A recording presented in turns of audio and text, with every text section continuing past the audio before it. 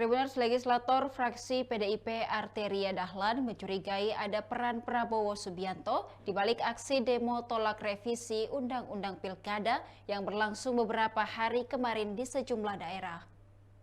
Hal ini ia ungkapkan ketika rapat kerja bersama Menkumham RI Supratman Andi Atgas di Gedung Senayan, Jakarta pada Jumat 23 Agustus 2024.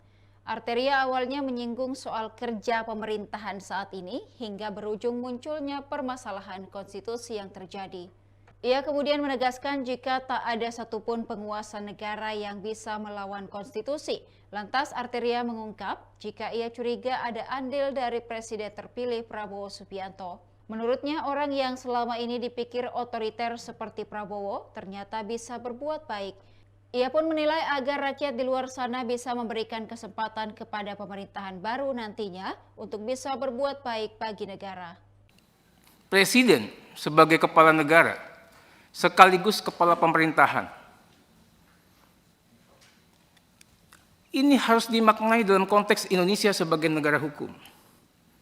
Presiden, Pak, sekalipun sebulan lagi mau selesai, harus berpedoman, tunduk, patuh pada konstitusi Undang-Undang Dasar Negara Republik Indonesia tahun 1945.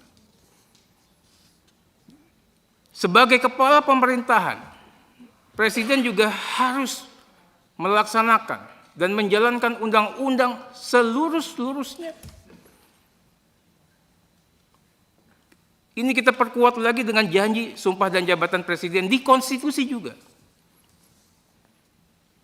Kita punya pengalaman universal, semua belahan dunia. Tidak ada penguasa yang bisa melawan konstitusi.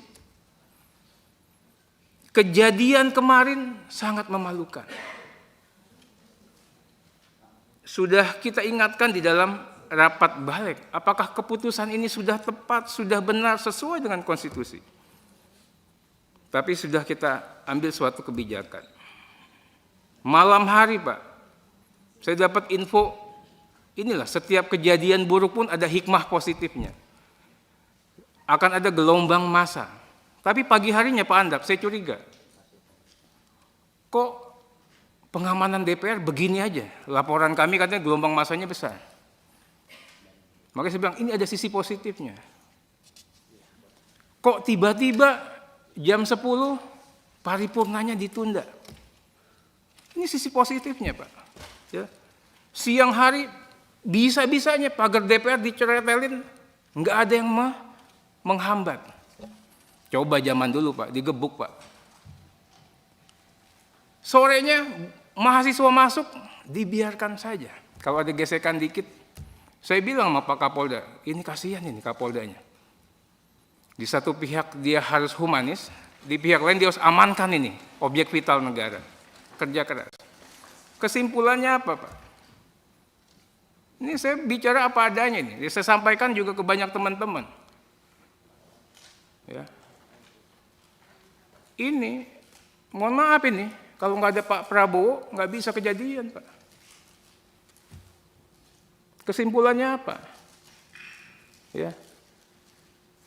Orang yang kita anggap otoriter, totaliter, tiran, militeristik, tapi kalau kita kasih kesempatan untuk berbuat baik, bisa.